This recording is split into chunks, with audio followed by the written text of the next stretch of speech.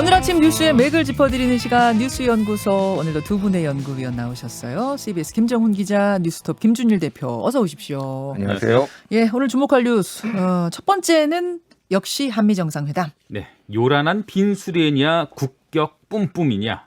예, 한미 정상회담의 구체적 내용들이 전해지면서 이에 대한 반응 또 평가가 뒤따르고 있습니다. 네. 먼저 중국은 우려를 표했네요. 한미는 공동 성명에서 대만 해협에서의 평화와 안정 유지의 중요성을 강조했다, 이런 표현 등을 담았는데, 이에 대해서 중국 외교부는 대만 문제는 순수한 중국 내정이며 어떤 외부 세력의 간섭도 용납할 수가 없다, 이런 불만을 터뜨린 겁니다. 중국 외교부발 뉴스가 나온 거예요. 그렇습니다. 성명이. 예. 중국의 공식 입장이 나온 것이죠. 네. 우리 야당도 회담 결과를 폄훼하는 그런 목소리를 점차 높였습니다. 국민의힘 측은 현금 준 대가로 약속업만 받아온 격이다, 알맹이 하나 없이 기업 활약에 숟가락만 얹었다, 이렇게 비판을 했고요. 네. 국민의당 안철수 대표도 4대 기업의 피 같은 돈 44조 원 투자를 소리만 요란한 빈수레와 맞바꾼 그런 기대 이하의 성적표라고 비난했죠. 물론 여권은 국격이 뿜뿜 느껴졌다, 역대급 회담이었다고 손가락을 치켜 세웠습니다. 이런 가운데 청와대는 내일 여야 5당 대표를 초청해서 방미 성과를 설명합니다. 그 중국의 공식 반발 어느 정도 예상을 했던 건데 결국 대만 때문인 거죠. 그렇죠. 이 정도 뭐 반발이면은 그냥 예상했던 정도고 괜찮은 건가요? 아니면 심각한 건가요? 일단 형식을 봐야 되는데 네. 외교부 정례 브리핑이에요. 정례 브리핑이라고 하는 거는 때 되면 하는 것이고, 질문이 한미 정상회담에 4번 나왔다고 합니다. 아하. 그러니까 그냥 답변을 해야 되는 거예요. 그러면 중국이 당연히 여기에서 우려를 표하는 것은 당연한 것이다. 특별 브리핑은 아니었다. 특별 브리핑이 아니에요. 그러니까 미일 정상회담 때는 바로 반박 성명이 나왔거든요. 그렇죠. 그러면서 중국의 주권, 안전, 개발 이익을 지킬 것, 이렇게 나온 거에 비하면은 좀 톤이 훨씬 낮았다라고 보면 될 것 같고요. 대만 문제는 순수한 중국의 내정이기 때문에 내정 간섭 용납하지 않겠다. 예. 그리고 남중국 해에서는 상공 비행의 자유를 누리고 있다, 그래가지고 좀 다 반박을 했어요. 그리고 이제 한반도 문제에 있어서는 일관되고 명확한 입장이다.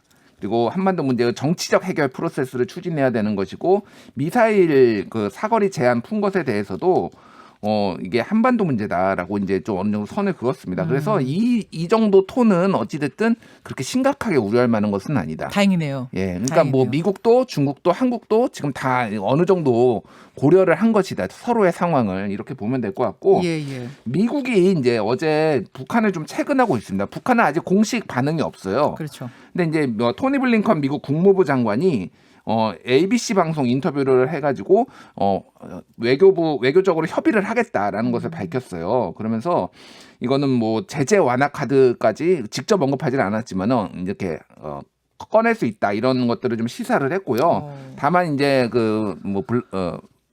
미국 대통령이 얘기를 했듯이 톱다운 방식은 없다.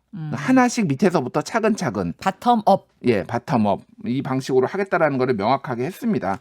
그리고 어제 이제 청와대가 또 후일담을 좀 발표를 했는데, 네. 바이든 대통령이 매우 만족했다. 그리고 매우 인상적이었다. 리얼리 임프레시브 했다. 이런 거를 이제 발표를 했어요. 아니, 그런 줄 알았어요. 땡큐 3번 할 때 예. 매우 만족한 느낌이 나더라고요. 그렇죠. 예. 그거를 이제 백악관 측에서 밝혀왔다라는 거는 청와대가 이제 어제 기자들한테 밝힌 거고, 뭐 농담도 했다고 합니다. 지난 3월에 국무장관하고 국방장관이 방한을 했잖아요, 같이. 네네. 그때 이제 바이든 대통령이 웃으면서 장관들이 한국을 너무 좋아해 돌아오지 않을까 걱정했다, 이렇게 문재인 대통령한테 뭐 조크도 던지고 이 정도로 뭐 화기애애했다. 예, 이렇게 볼 수 있겠습니다. 그래요. 뭐 야당의 혹평은 많이 나왔어요. 빈수레가 요란했다. 약속어원만 받아온 거 아니냐, 이런 혹평이 나왔는데, 요 얘기는 오늘 2부에 국민의힘 김기현 원내대표 인터뷰가 있으니까 어떤 의미로 이런 평가를 하신 건지 직접 좀 들어보기로 하고, 김정훈 기자. 예, 뭐 야당의 혹평이 좀 있었고요. 근데 뭐 성과를 두고는 갑론을박할 수가 있죠. 뭐 각자의 시각으로 갑론을박할 수가 있는데, 근데 이번에도 그 의전 제대로 대우를 받았느냐를 둘러싼 논란이 좀 있긴 했었어요. 그래요? 그러니까 국민의힘 박수영 의원이 SNS에 사진을 올렸는데, 사진 속에 문재인 대통령은 행사장에서 홀로 남겨 있는 것처럼 보입니다. 근데 이를 두고 박 의원은 아니 어떻게 해외 나갈 때마다 이런 광경을 봐야 하느냐, 참 답답하다, 이렇게 썼어요. 그러니까 뭐 거기 가서 왕따를 당한 것 아니냐, 이런 뉘앙스인 거죠. 근데 알고 보니까 그거는 문 대통령이 의전 담당의 안내를 기다리던 한 1초 정도의 순간을 포착한 말하자면 악마의 편집 같은 그런 사진이었던 것이죠. 예. 박수영 의원은 홀대 의전을 지적하고 싶었겠지만 사실 오히려 없던 의전 논란을 불러일으킨 셈이 되고 말았습니다. 그래요. 예. 오늘 또 첫 순서는 청와대 이호승 정책실장 인터뷰가 있으니까 거기서 못다한 이야기들, 궁금증들 더 풀어보기로 하고 우리는 두 번째로 가죠. 네, 백신 접종 시 집합 금지 면제 인센티브입니다. 정부가 코로나19 백신 접종률을 높이기 위한 인센티브 방안을 추가로 마련합니다. 어떤 것들입니까? 어제 더불어민주당이 그 접종 완료자에 대한 그 인센티브를 정부에 공식 건의한 데 따라서 여러 가지 논의들이 지금 나오고 있는 건데요. 예. 일단 당내에서는 백신 접종자에 한해서 집합 금지를 면제하는 방안, 또 현재 밤 10시인 다중시설 그 영업시간 제한도 해제해 주는 방안 등이 논의됐습니다. 네. 또 자발적 백신 접종 희망자를 위해서 연령 제한을 풀자 이런 제안도 있었는데 정부는 이를 바탕으로 이제 구체적인 대안을 그 방안들을 내놓을 방침이고요. 네. 어제 0시를 기준으로 한 백신 1차 접종자 수 한번 살펴보면 약 379만 3천 명이에요. 전체 국민 대비 한 7.4% 수준인데 네. 이게 정부는 상반기 내에 1차 접종자 수를 한 1,300만 명까지 끌어올린다 이런 계획을 세웠잖아요. 좀 접종률을 좀 빨리 높일 필요는 있는 상황입니다. 한편 어제 발표된 신규 확진자 수 538명인데 최근에는 유흥주점을 통한 집단 감염 사례가 지금 이어지고 있습니다. 특히 지금 대구가 심각한 상황이네요. 대구가 심각한 것 같아요. 1년 전에 악몽이 떠오른다 이런 얘기를 지금 대구 시민들이 하고 계시더라고요. 네. 어느 정도예요? 일단 유흥업소 관련 확진자가 지금 158명입니다. 누적해서. 그러니까 이게 매일같이 지금 나오고 있는데요. 이게 왜 그러냐면은 그 수도권하고 부산이 오랫동안 2단계였잖아요. 네네. 그러니까 거기에는 유흥주점, 뭐 단란주점 이런 데 영업을 못하니까 네. 대구로 다 원정을 가가지고 거기서 외지인들이 그렇게 해서 이제 이게 번진 거예요.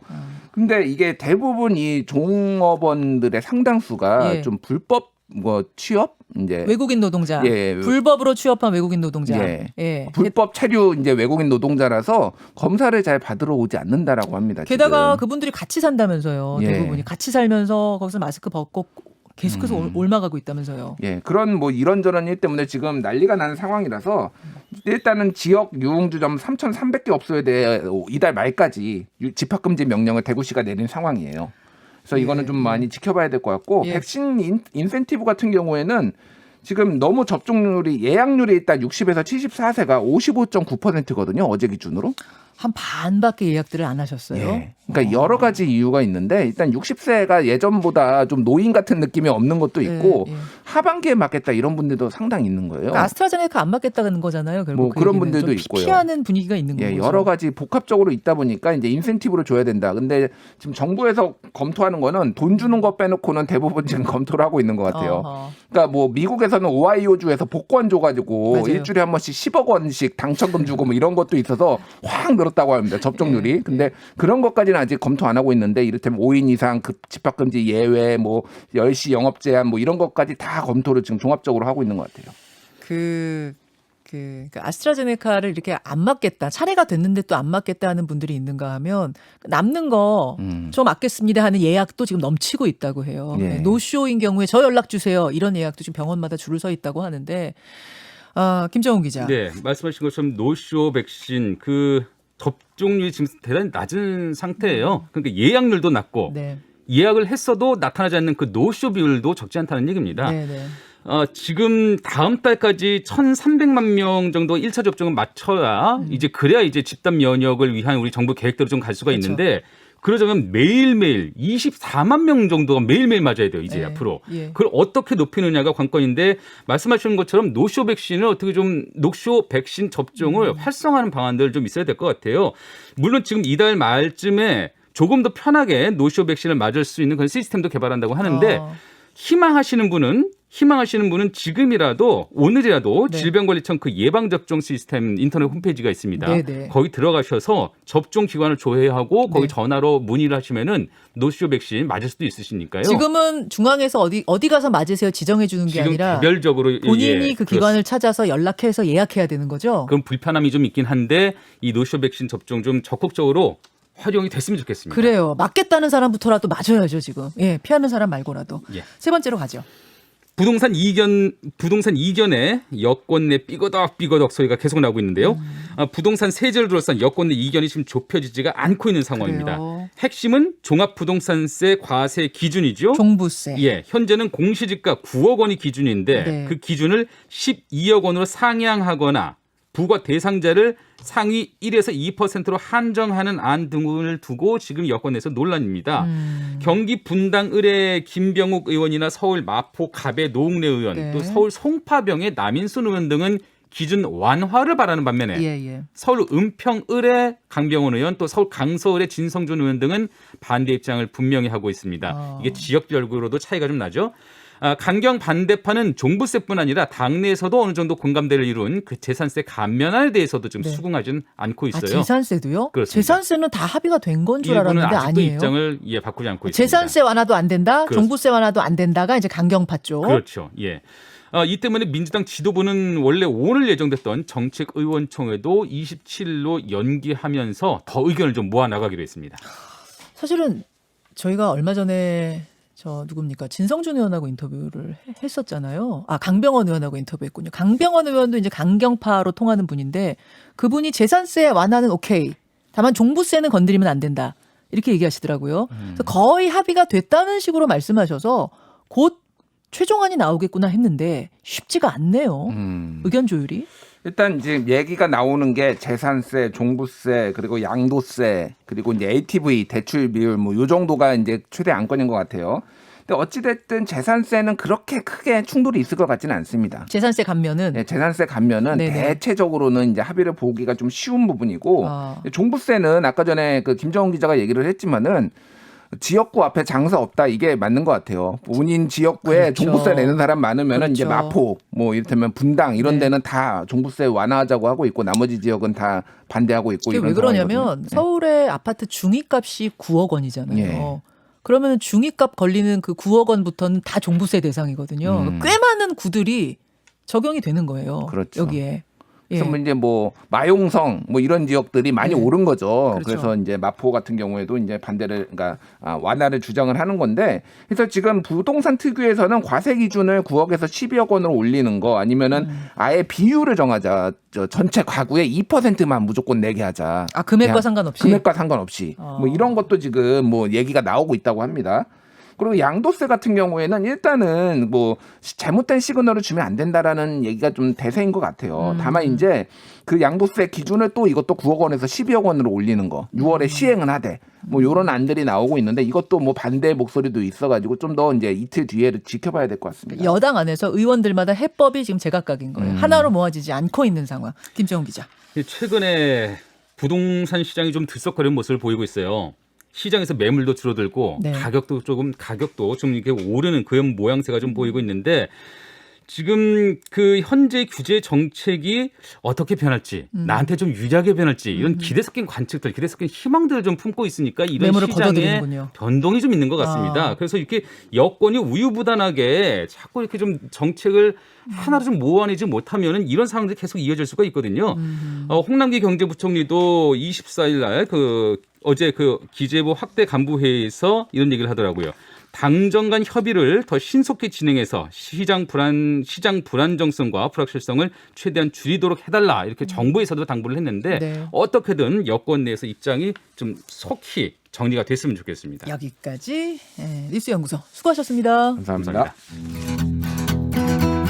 김현정의 뉴스쇼는 청취자 여러분의 참여로 이루어집니다. 트위터, 페이스북, 레인보우 게시판 그리고 단문 50원, 장문 100원의 유료 문자 샵 1212, 우물정 1212 통해 참여하실 수 있습니다. 김현정의 뉴스쇼 여러분과 함께 만듭니다.